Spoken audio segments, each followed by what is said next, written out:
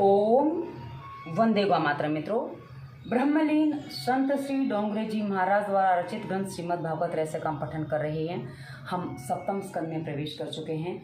हमने अभी तक पढ़ा कि किस प्रकार राजा परीक्षित शापित हो जाते हैं, उनकी मुक्ति के लिए सुखदेव जी भागवत की कथा सुनाते सुनाते उनकी सृष्टि की उत्पत्ति जो मनु महाराज को सौंपती गई सारी कथाएं हो गई।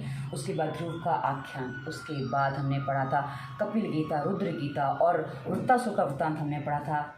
उसके बाद पिछले अंकों में हमने जो पढ़ा था कि किस प्रकार माता कयाधु जो प्रहलाद की माँ है वो अपने पति से 100 बार नारायण नारायण का जाप करवा लेते हैं। उसके बाद प्रहलाद जी गर्भ में आते हैं और वो उस समय सत्संग कर रही होती है तो प्रहलाद भक्त बन जाते हैं। और उसके बाद हमने देखा कि किस प्रकार प्रहलाद अपने साथियों को भी भक्ति का रंग चढ़ा देते हैं। और पिछले अंक में हमने सुना था कि किस प्रकार नरसिंह भगवान खंभे से प्रकट होते हैं और वो हिरण्याकशिपु का वध करते हैं। उसके बाद वो क्रोधित हो जाते हैं ना, तो क्रोध को शांत करने के लिए प्रहलाद उनकी स्तुति कर रहे हैं। अब एक प्रहलाद की जो स्तुति है ना, उसके बीच में कुछ कथाएं चल रही हैं मित्रों, इसलिए प्रहलाद की स्तुति लंबी चल रही है और अगले अंक में भी आएगी। तो आज हम आज की कथा आरंभ करते हैं, उससे पहले मंगलाचरण कर लेते हैं। श्री कृष्ण गोविंद हरे मुरारी, हे नाथ नारायण वासुदेवाय। जय श्री कृष्ण मित्रों। और आप जिनकी उपासना करते हैं कम से कम एक कमेंट उनके नाम की करिए। आप लिखेंगे, हम पढ़ेंगे, हमारे और दर्शक पढ़ेंगे, उतने अधिक बार ईश्वर का नाम लिया जाएगा। और ईश्वर का नाम तो जितना लिया जाए उतना ही समष्टि का हित करता है, कल्याण करता है। चलिए आज की कथा आगे बढ़ाते हैं। गुरु किसे बनाए, ईश्वर दर्शन का मार्गदर्शन, प्रहलाद की स्तुति। आज के विषय ये हैं। एक महात्मा के 2 शिष्य थे। वे दोनों पढ़े लिखे थे, कथाकार भी थे। जब महात्मा की मृत्यु निकट आई तो उनका स्थान पर गद्दी लेने के लिए दोनों शिष्यों के बीच कलह आरंभ हो गई। महात्मा विचार करने लगे कि अपना उत्तराधिकारी किससे बनाया जाए, किंतु उन्होंने एक उपाय सोचा कि 2 फल मंगवाए और दोनों शिष्यों को एक एक फल देते हुए कहा कि इसे ऐसे स्थान पर जाकर खाना कि जहाँ तुम्हें कोई देखने वाला ना हो। वे दोनों फल लेकर चले गए। एक शिष्य ने विचार किया कि मैं कमरा बंद करके अंधेरे में इसको खा लूँगा, वहाँ मुझे कोई देखने वाला नहीं है। उसने कमरा बंद करके उस फल को खा लिया। दूसरा शिष्य सारा दिन फल लेकर इधर उधर घूमता रहा, किंतु उसे तो कोई ऐसा स्थान दिखाई नहीं दिया जहाँ कोई ना हो। वह जहाँ भी गया वहाँ पर उसे परमात्मा की उपस्थिति का आभास हुआ। वेदों में कहा गया है कि प्रभु सर्वत्र हैं, विश्वतोमुखी हैं, मतलब वो सब जगह हैं। इस प्रकार शिष्य ने ज्ञान केवल पाया ही नहीं था, अपितु उसने उस ज्ञान को आत्मसात भी किया था। पहला शिष्य मात्र कथा करता था, वह ईश्वर के व्यापक स्वरूप को समझ नहीं पाया था। गुरुजी ने उस दूसरे शिष्य को अपना उत्तराधिकारी बना दिया। कथा कहना सरल है, किंतु ईश्वर सर्वत्र है ऐसा समझकर व्यवहार करना अत्यधिक कठिन है। प्रहलाद ऐसे निष्ठावान थे कि वे सभी में ईश्वर को ही निहारते थे। अनेक में एक प्रभु का दर्शन करना ही भक्ति है। जो सभी में उसी तत्व को देखे वही ज्ञानी है। ज्ञानी एक में अनेक का लय करता है। तुम भी उसी तरह एक में अनेक का लय करो। यह वेदांत की प्रक्रिया है। अनेक में एक को देखो। वैष्णव एक में अनेक को देखते हैं। शाब्दिक भिन्नता हो सकती है, किंतु ज्ञान मार्ग और भक्ति मार्ग में वैसे कोई भिन्नता नहीं है। हनुमान जी ने सीता जी को राम जी की मुद्रिका दी तो उन्होंने उसमें भी राम जी के दर्शन किए। एक परमात्मा ही सत्य है जो अनेक में बसे हुए हैं। अनेक में एक को देखना भक्ति है, एक में अनेक को देखना ज्ञान है।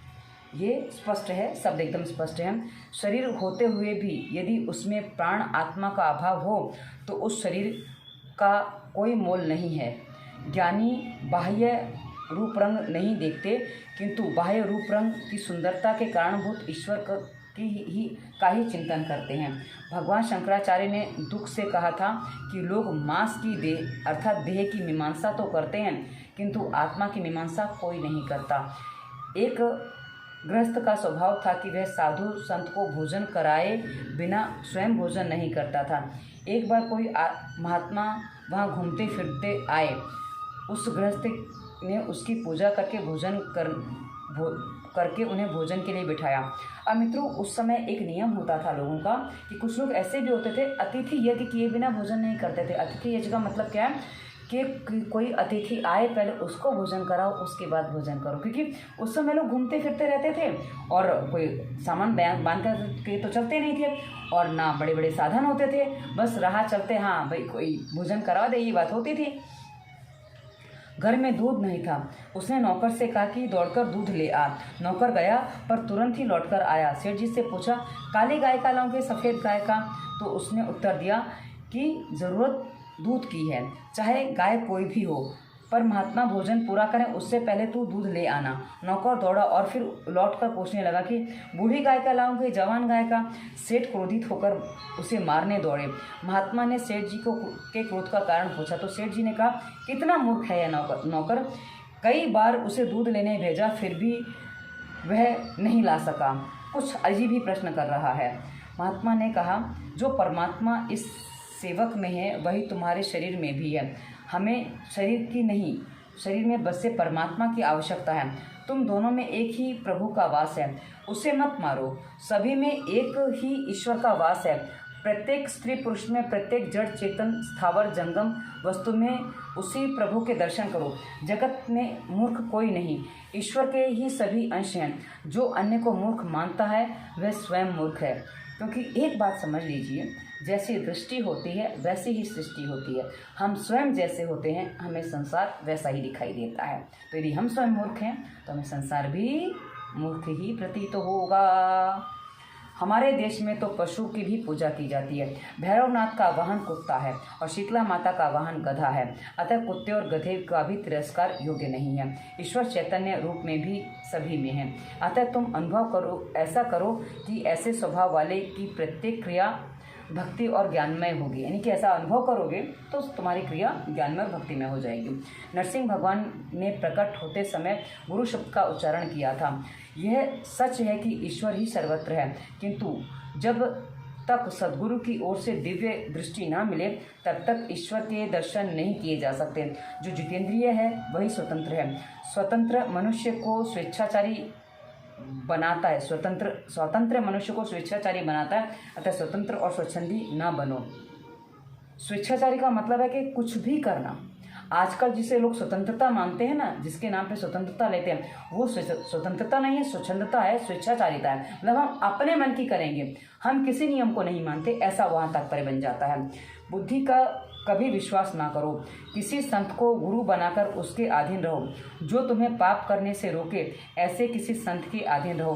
गुरु करना ही चाहिए, किंतु गुरु बनाने के पूर्व अच्छी तरह से यह सोच परख कर लेना चाहिए कि जिस व्यक्ति को तुम गुरु बनाने जा रहे हो वह उस योग्य सुपात्र है या नहीं। किसी ने कहा है, पानी पीजिए छानकर, गुरु करना जानकर। मित्रों, इसमें एक बात याद आ जाती। मैंने बहुत संक्षिप्त में कथा पढ़ी थी कि एक बार क्या होता है, एक पुलिस अधिकारी होता, अंग्रेजों के समय की बात आती है। एक दादू महाराज कहे गए हैं। मैंने किसी ये आनंद स्वामी की पुस्तक में एक कथा पढ़ी थी। उन्होंने कहा कि दादू महाराज कहे गए, वो गुरु जी थे, वो गुरु थे, मतलब उनको गुरु बनाने कोई जा रहा था और वो पुलिस वाला था, वो घोड़े पे सवार था। अंग्रेजों के समय की बात है। तो जा रहा था तो रास्ते में दादू महाराज क्या घास काट रहे थे। तो उसने पूछा, ए बूढ़े, दादू महाराज का आश्रम कहाँ है? तो दादू महाराज ने देखा और वो अपने काम में लग गए। अब वो जरा अहंकारी था, कौन, जो घोड़े पे बैठा था, अधिकारी था, अपने आप को पुलिस कर्मचारी था, तो उसमें घमंड तो था ही। तो उसने उठा के 2 चार वो दादू महाराज को बूढ़ा समझ के पीट दिया। अब पीट दिया और वो लड़खड़ा के गिर भी गए, फिर वापस अपने काम में लग गए, क्योंकि ऐसे लोग देवभान में नहीं रहते हैं, वो अलग ही दुनिया में रहते हैं। अब जब वो आश्रम में पहुँचे तो बोले, मुझे दादू महाराज से मिलना है। दादू महाराज आपको रास्ते में नहीं मिले क्या? वो कहीं घास काटने गए हैं। तो अब वो एकदम गड़बड़ा गया। कौन? पुलिस वाला। कि अरे वो दादू महाराज हैं। तो वापस आया, महाराज क्षमा करना, दादू महाराज क्षमा करना, मैंने आपको समझा नहीं, मैं आपको पहचान नहीं पाया। तो वो बोले, क्या काम है, मुझसे क्यों मिलने आए हो? तो बोला, मैं आपको गुरु बनाना चाहता हूँ। तो पहले वो पीट चुका है। तो दादू महाराज बोलते हैं कि भाई गुरु ठोक पीट के बनाना चाहिए, तुमने मुझे ठोक पीट के देख लिया, और देखना चाहो तो और भी देख सकते हो। उसके बाद कोई जल्दबाजी नहीं कि गुरु कैसे बनाओ। तो मित्रों, ये वो लोग हैं जो अपने जीवन से लोगों को शिक्षा देते हैं। तो गुरु ऐसे ही होने चाहिए जिसमें अहंकार हो, क्योंकि यदि गुरु में अहंकार है तो शिष्य में अहंकार होना संभव हो जाएगा, स्वाभाविक हो जाएगा, क्योंकि गुरु का अहंकार वहाँ शिफ्ट हो जाता है। ये बड़ी बात है। चलिए आगे बढ़ते हैं। वर्तमान जगत में किसी महापुरुष में यदि तुम्हें श्रद्धा नहीं है तो प्राचीन महात्माओं को ही गुरु मानकर उनके अधीन हो जाओ। यदि आजकल तुम्हें गुरु नहीं मिल रहा है तो कोई बात नहीं, जो प्राचीन है उनमें ही श्रद्धा बना लो। महागुरु अमर होते हैं, शंकराचार्य वल्लभाचार्य जैसे संत अमर हैं, उन्हें गुरु मानकर उनकी सेवा करो और उनका आश्रय भी लो। गुरु के बिना कल्याण नहीं हो सकता। किसी संत के चरणों का आश्रय लेने पर सद्गुरु कृपा करेंगे। यदि वे संत कृपा करेंगे तो तुम्हारी मानसिक वासना और विकारों का स्वतः ही विनाश हो जाएगा। मन बुद्धि की वासना संत सेवा से के बिना दूर नहीं होती। मन पर सत्संग सेवा का अंकुश रखो। बुद्धि को किसी संत की चरणों में लगा दो। जब तक बुद्धि परमात्मा से विवाहित ना हो जाए तब तक उसे संत के अधीन ही रखो। सद्गुरु की कृपा के बिना हम हर किसी में ईश्वर के दर्शन नहीं हो सकेंगे। यानी कि सद्गुरु की कृपा नहीं होगी तब तक सब में ईश्वर के दर्शन नहीं होंगे। अब वो गुरु जो है वो लौकिक हो, सद्गुरु लौकिक हो या अलौकिक हो, उससे अंतर नहीं पड़ता। कृष्ण जगत गुरु हैं, शिव जी आदि गुरु हैं, तो हम किसी को भी गुरु बना सकते हैं। पर गुरु बनाने का तात्पर्य है कि वो जैसा जीवन जीते हैं वैसा जीवन जीना है। मित्रों, जब मैं ये वीडियो बना रही हूँ उस अनुसार कल शिवरात्रि गई है और लोगों ने शिवरात्रि के नाम पर, शिव जी के नाम पर भांग आदि पीने का जो चलन है, तो पहले विषपान करो। शिव जी ने पहले विषपान किया। यदि आप शिव जी के नाम पर भांग पीते हो ना तो शिव जी ने पहले विषपान किया है। उसके बाद उस विष को पचाने के लिए कुछ ऐसे विषाक्त पदार्थों की आवश्यकता होती है, हो सकती है, क्योंकि कहीं मैंने ये भी पढ़ा था। तो पर हाँ, यदि आपने विषपान नहीं किया, एक बार साइनेट खा के देखो, पता चलेगा कितना विष आप पान कर सकते हो। हलाल उन्होंने तो पिया था, साइनेट से भी बढ़कर था वो तो ऐसी बात है। तो ऐसे गुरु को जब बनाते हो, किसी को गुरु बनाते हो, तो उसके गुणों को अपने जीवन में धारण करो, तभी उस गुरु को बनाने का साक्षात अर्थ निकलता है। जगत में वैसे तो कई संत हैं, किंतु उन सभी पर हमारे कल्याण का उत्तरदायित्व नहीं है। हम जिसे गुरु बनाएं वही संत हमारे कल्याणार्थ उत्तरदायी हैं। शीघ्रता से बिना सोचे समझे किसी को भी गुरु बनाना अच्छा नहीं है। गुरु बनाने से शिष्य के पापों का उत्तरदायित्व गुरु के नाम पर आ जाता है। शिष्य के पापों का न्याय करने के समय गुरु को भी वहाँ बुलाया जाता है और उनसे पूछा जाता है कि उन्होंने शिष्य को पाप करने से क्यों नहीं रोका, उन्हें सन्मार्ग पर क्यों नहीं ले गया। तब शिष्य के साथ साथ गुरु को भी दंडित होना पड़ता है। मंत्र, माला और मूर्ति तथा गुरु बार बार बदलना उचित नहीं। अपनी माला किसी को भी मत दो। कभी कोई माला मांगे ना, कभी जाप करने को दे दो, कभी मत दो। अपनी माला साथ में लेके चलो। जिसको ये समझ है वो कभी आपसे माला नहीं मांगेगा, और जो माला मांग रहा है उसको मत दो। उसको समझ नहीं है, उसको कोई अंतर भी नहीं पड़ता। ये वाली बात है। नरसिंह स्वामी का प्राकट्य स्तंभ में से हुआ था। तुम ही सोचो कि वे स्तंभ में कैसे रह पाए होंगे। स्तंभ तो ठोस था, पोला नहीं। ठाकुर जी भीतर कैसे रहे होंगे। ठाकुर जी तो उस स्तंभ में सूक्ष्म रूप से बसे हुए थे, पर प्रहलाद जी की भक्ति से आकर्षित होकर उन्होंने स्थूल रूप धारण किया था। प्रहलाद का प्रेम इतना शक्तिशाली था कि प्रभु को सूक्ष्म रूप छोड़कर स्थूल रूप धारण करना पड़ा। शिवजी उमा से कहते हैं, अगुण अरूप अलख अज जोई, भगत प्रेम बस सगुण सो होई। जब सभी देव सोच रहे थे कि प्रभु कहाँ मिलेंगे, तो शंकर जी ने भगवान से कहा था, हरि व्यापक सर्वत्र समाना, प्रेम से प्रकट होई मैं जाना। यानी कि वो तो सब जगह व्यापक हैं, वो प्रेम से प्रकट होते हैं। अतिशय प्रेम के बिना प्रभु अपने स्वरूप का दर्शन नहीं देते। प्रभु के साथ प्रेम करना ही होगा। सगुण ही अगुण ही नहीं कछु भेदा। सगुण और अगुण कोई भेद नहीं है वहाँ पर। प्रहलाद जी की प्रेम भक्ति से आकृष्ट होकर भगवान निराकार से साकार बने। बुद्धि जब तक सूक्ष्म नहीं हो पाती उससे ईश्वर का चिंतन नहीं हो सकता। परमात्मा प्रेम के कारण ही साकार रूप धारण करते हैं। परमात्मा निर्गुण भी हैं और सगुण भी। निर्गुण और सगुण तत्वतः एक ही है। निर्गुण ही सगुण बनता है। प्रभु स्थूल भी हैं और सूक्ष्म भी। वे कोमल भी हैं और कठोर भी। वेदांती मानते हैं कि यह सब धर्म माया है। माया के कारण आभासित होते हैं। फिर से इसको पढ़ते हैं। वेदांती मानते हैं कि यह सब धर्म माया के कारण आभासित होते हैं। वैष्णवाचार्य मानते हैं कि विरुद्ध धर्माश्रयी परमात्मा हैं। जो नरसिंह स्वामी हिरण्यकशिप के प्रति कठोर हो गए थे, वे ही प्रहलाद के कारण कोमल हो गए हैं। ज्ञानी पुरुष सभी में भगवत दृष्टि रखते हैं।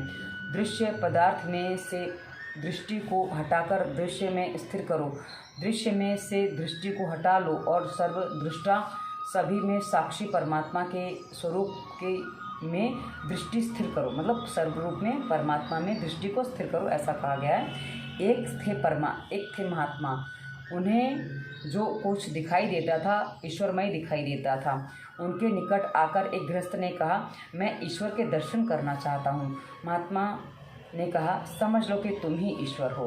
गृहस्थ ने कहा, मैं विश्वासपूर्वक कहता हूँ कि मैं ईश्वर नहीं हूँ। महात्मा ने कहा, तुम्हें ईश्वर का दर्शन करना है ना, अतः तुम यदि ईश्वर नहीं हो तो तुम्हारे सिवाय जो कुछ भी दिखाई देता है उसी को ईश्वर मान लो। यानी कि जो तुम ये मानते हो कि तुम ईश्वर नहीं हो, तो जो तुम्हारे अलावा वो सब ईश्वर है। जगत में जो कुछ भी दृष्टिगोचर होता है उसमें ईश्वर का दर्शन करो, ऐसा मानकर सारा व्यवहार करो। गृहस्थ ने वैसा किया तो उसका पाप कार्य अपने आप रुक गया, उसका व्यवहार शुद्ध हो गया। एक बार उसी गृहस्थ ने फिर महात्मा से पूछा, सब में ईश्वर है ऐसा अनुभव करने से शांति तो मिलती है, किंतु कभी कभी ऐसी शंका होती है कि यह सब जो दिखाई दे रहा है उसमें ईश्वर नहीं है, तो मैं क्या करूं? मतलब उसे अभी भी शंका हो रही है, तो मैं क्या करूं, उसका प्रश्न है। भाई जो प्रश्न आए गुरु से पूछो, गुरु आपका निराकरण करेंगे। महात्मा समझाने लगे, यदि तुझे लगता है कि जो कुछ दिखता है उसमें ईश्वर नहीं है तो तुझे ईश्वर के दर्शन भी करने हैं, तो अब ऐसा कर कि जो कुछ दृश्यमान है उसमें ईश्वर नहीं है ऐसा मानकर सभी कुछ मुंह को छोड़ दे। मतलब अभी तक उसको क्या बोला था, जो दिख रहा है वो ईश्वर है ऐसा मान ले। अब उसको ने बोला कि वो सब मुझे ऐसा नहीं लगता है, तो ठीक है बोला, तो जो दिख रहा है उसमें ईश्वर नहीं है ऐसा मान ले। मतलब जो अदृश्य वो ईश्वर है ऐसा मान ले। अब तू दृश्यमान के साथ प्रेम ना कर, दृश्य वस्तु ईश्वर नहीं है, क्योंकि तुझे लग रहा है ना दृश्य में ईश्वर नहीं है। तो पहले तो उसने कहा मैं अपने में ईश्वर नहीं देख पा रहा हूँ, तो भाई तू समष्टि में ईश्वर देख, वो भी नहीं समझ में आ रहा, तो ठीक है जो समष्टि उसमें ईश्वर नहीं है तो ईश्वर अदृश्य है, ऐसा उनका कहना हो गया। तू दृष्टा के साथ प्रेम कर, संसार से दृश्यमान पदार्थों के बदले दृश्य से इसके दृष्टा के साथ प्रेम कर। अब तो अदृश्यमान है, अब जो अदृश्यमान है वह ईश्वर है और ईश्वर दृष्टा है ऐसा मानकर, ईश्वर दृश्य नहीं दृष्टा है, यानी कि ईश्वर सबको देख रहा है, वो सबका दृष्टा है, तो ऐसा मानकर जो तुझे नहीं दिखाई देता उससे प्रेम कर, वही ईश्वर है। वेदांत कहता है कि ईश्वर दृश्य नहीं है अपितु सबके दृष्टा हैं। ईश्वर में दृश्यत्व का आरोप माया के कारण होता है। जो व्यक्ति सर्वदृष्टा में दृष्टि स्थिर करे उसे प्रभु मिलते हैं। महात्मा ने दो मार्ग बताए, जो दृश्यमान है वह ईश्वर है, पहला मार्ग ये है, और द्वितीय मार्ग है जो अदृश्य वह ईश्वर है। ईश्वर दृष्टा है, जो सभी का दृष्टा और सभी का साक्षी है, उसे सरलता से कोई कैसे जान सकता है। पूर्ण वैराग्य के बिना ज्ञानानुभव नहीं हो पाता है, अतः हम साधारण मनुष्यों के लिए तो भक्ति मार्ग ही अच्छा है। यह जो कुछ दृश्यमान है सब ईश्वरमय है। वैष्णव मानते हैं कि सभी पदार्थों में ईश्वर है, ऐसा मानकर व्यवहार करने से भक्ति मार्ग में सफलता मिलेगी। ईश्वर के किसी भी स्वरूप के प्रति आसक्ति रखे बिना भक्ति नहीं हो पाएगी। शंकर भगवान समाधि में बैठे थे। समाधि में क्या है, अपने स्वरूप को स्वयं देखना ही समाधि है। कोई भी एक मार्ग निश्चित कर लो, प्रत्येक दृश्य वस्तु विनाशी है ऐसा मानकर मोह का त्याग करके दृष्टा के साथ प्रेम करोगे तो वेदांत अनुसार आत्म साक्षात्कार होगा। दृष्टा में दृष्टि स्थिर करो अथवा प्रत्येक पदार्थ में ईश्वर का अनुभव करो। प्रहलाद स्तुति करते हैं, हे प्रभु, बड़े बड़े सिद्ध महात्मा कई वर्ष तपश्चर्या करने पर भी आपका साक्षात्कार नहीं पा पाते हैं, किंतु राक्षस कुल में जन्म मिलने पर भी आपने मुझे दर्शन देने की कृपा की है। भगवान को प्रसन्न करने के लिए ना तो अधिक शिक्षा की आवश्यकता है और ना ही अधिक अर्थोपार्जन की आवश्यकता है, यानी कि अधिक धन की भी आवश्यकता नहीं है। यदि धन के सारे परमेश्वर मिलते होते तो यह धनिक लोग 1,00,000 2 लाख रुपए में भगवान को खरीद लेते। अधिक शिक्षा या ज्ञान से भी भगवान मिलते होते तो अधिक ज्ञानी वह कई बार दूसरों को छल कपट करने से बाज नहीं आता। मतलब ज्ञानी भी उस आधार पे अधिक पढ़ के कर लेते हैं। परमात्मा को प्रसन्न करने के लिए संपत्ति, शिक्षा या उच्च कुल में जन्म लेने की आवश्यकता नहीं है। मात्र ब्राह्मण ही ईश्वर को पा सकते हैं ऐसा नहीं है।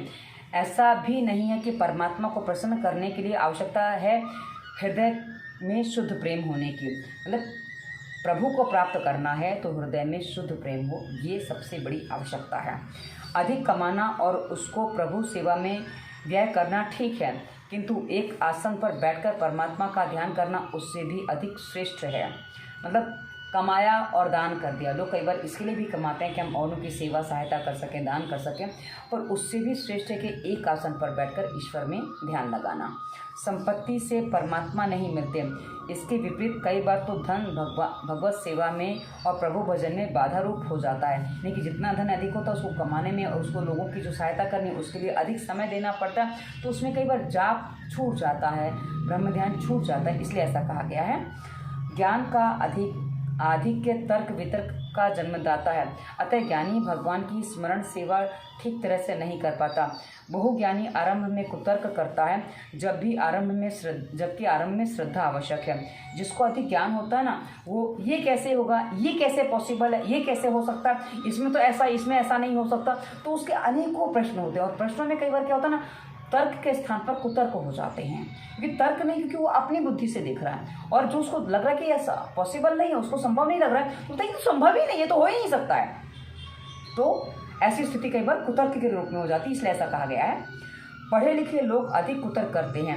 वे कहते हैं कि पहले चमत्कार दिखाइए, बाद में हम आपके ठाकुर जी को नमस्कार करेंगे। दूसरों को खुश करने के लिए चमत्कार से प्रारंभ करने का काम वेश्या का है। अर्थात वेश्या जो धन कमाती है वो अपने शरीर के प्रदर्शन से कमाती है, तो उसको पहले लोगों को आकर्षित करना होता है। इसलिए ऐसा कहा गया, क्योंकि उसे दूसरों की आवश्यकता है। ईश्वर को तो किसी की भी आवश्यकता नहीं है। यदि तुम्हें ईश्वर की आवश्यकता है तो श्रद्धा से स्मरण करो और बाद में चमत्कार देखो। इंद्रजालिक भी चमत्कार दिखाता है, क्योंकि उसे धन की आवश्यकता है। पहले चमत्कार और बाद में नमस्कार, यह नियम इस जगत के व्यवहार का तो है, पर भगवान के व्यवहार में ऐसा नहीं है। किंतु मित्रों, आजकल जो लोग डॉक्टर के पास जाते हैं वो डॉक्टर के पास पहले फीस भरते हैं, उसके बाद वो जो कर पाता है, दवाइयाँ खाते हैं, रिपोर्ट निकालते हैं, ऑपरेशन भी करवा लेते हैं, फिर भी कई बार तो चमत्कार नहीं होता, ठीक नहीं होता है, फिर भी उसको दुनिया भर का देते, तो उस पर विश्वास करते हैं, क्योंकि लोगों को उसकी डिग्री पर विश्वास है, जबकि डिग्री कभी भी किसी की प्रामाणिकता सिद्ध नहीं करती है। चलिए आगे बढ़ते हैं। परमेश्वर का व्यवहार है प्रथम नमस्कार और बाद में चमत्कार। बिना चमत्कार का नमस्कार मानवता है, और चमत्कार के बाद नमस्कार अभिमान है। कुछ तो सोचो, यह जगत भी एक चमत्कार ही तो है। पुष्प में सुगंध है तो बीज में वटवृक्ष है। माता के स्तन में दूध कौन बनाता होगा। सारा जगत ईश्वर का चमत्कार ही तो है। श्रद्धा के तो हमारे व्यवहारिक जीवन में कहीं भी नहीं है। अंधश्रद्धा तो हमारे व्यवहारिक जीवन में कहीं भी नहीं है। कई बार डॉक्टर से काम बिगड़ जाता है, फिर भी हम उसकी बातों में श्रद्धा रखते हैं। उससे तो नहीं कह सकते कि पहले चमत्कार दिखाओ। डॉक्टर के प्रति श्रद्धा ना होगी तो वह दवाई नहीं देगा। गाड़ी निकल जाने देते हैं, रोड के किनारे घर है, कुछ नहीं कर सकते हैं। डॉक्टर के प्रति श्रद्धा नहीं होगी तो वह दवाई नहीं देगा, और दवाई के बिना बीमारी ठीक कैसे होगी, ये हमको लगता है, पर जो प्रारब्ध कर्म है वो ऐसे ही करता है, क्योंकि मैं अपने जीवन में बिना दवाओं के ही चल रही हूँ और चलती हूँ। इस प्रकार सेवा मार्ग में भी प्रथम आवश्यकता श्रद्धा की है। परमार्थ में श्रद्धा आवश्यक है। आज के शिक्षित लोग यह भी कुतर्क करते हैं कि भगवान आहार तो करते नहीं हैं, फिर उन्हें भोग क्यों लगाया जाता है, थाल में से कुछ भी कम नहीं होता। पर वे यह नहीं जानते कि ठाकुर जी भोजन नहीं करते, किंतु सार तत्व का आहार कर लेते हैं। वे रस भोक्ता हैं। यदि वे सचमुच भोजन करने लगे तो इस कलयुग में कोई भोग लगाएगा ही नहीं। ईश्वर को प्राप्त करने के लिए अति ज्ञान की आवश्यकता नहीं है। अंतकाल में ज्ञान कई बार विश्वासघात करता है। ज्ञान को यदि भक्ति का साथ है तो ठीक बात है। बीमार तो शरीर होता है, आत्मा नहीं। ऐसी बातें तो वेदांती भी नहीं कह सकता, क्योंकि यदि वेदांती रोगी हो जाता है तो उसे भी औषधि और फल आदि की आवश्यकता होती है। वेदांत के सिद्धांत निरर्थक नहीं हैं, परंतु उनका अनुभव भक्ति और प्रेम के अभाव में नहीं हो सकता है। प्रेम की भक्ति की आवश्यकता ज्ञानी को भी पड़ती है। ज्ञान का उपभोग ईश्वर की व्यापकता का अनुभव करने के हेतु है। ईश्वर सर्वत्र है ऐसा मानकर किया गया व्यवहार भक्ति बन जाता है। स्वामी रामदास ने दासबोध में कहा है कि व्यवहार कुशल नहीं है पर परमार्थ कैसे कर पाएगा। जो व्यवहार कुशल नहीं है वो परमार्थ कैसे कर पाएगा। पर जिसका व्यवहार अतिशय शुद्ध है वह परमार्थ ठीक तरह से कर सकता है। जिसका व्यवहार शुद्ध नहीं है वह भक्ति किस प्रकार कर पाएगा। आज शिवाजी जयंती है, आज 19 फरवरी है, तो शिवाजी जयंती लोग मना रहे हैं, इसलिए रोड पर आज इतनी अधिक भीड़ है, इतनी अधिक गाड़ियां जा रही हैं और वो आवाज़ के साथ जा रही हैं। तो बीच में थोड़ी थोड़ी गाड़ियों की आवाज़ इसलिए अधिक आ रही है। मुझे याद आया कि आज क्या है, तो ये समझ में आया कि हाँ शिवाजी जयंती, इसलिए गाड़ियाँ अधिक हैं। व्यवसाय या धंधा करना कोई पाप नहीं है, किंतु व्यवसाय में धंधे में ईश्वर को भूल जाना पाप है। साधन भक्ति में सरल सभी संत भी अपना अपना कामकाज करते थे। फिर से पढ़ते हैं, साधन भक्ति में सभी संत भी अपना कामकाज करते थे। सेना नाई हजामत का धंधा करते थे तो गोरा कुमार मिट्टी के बर्तन बनाते थे।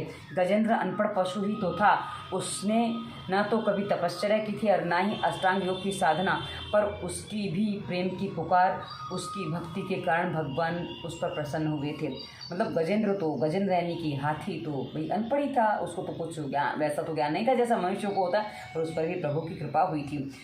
भक्ति से भगवान मिलते हैं।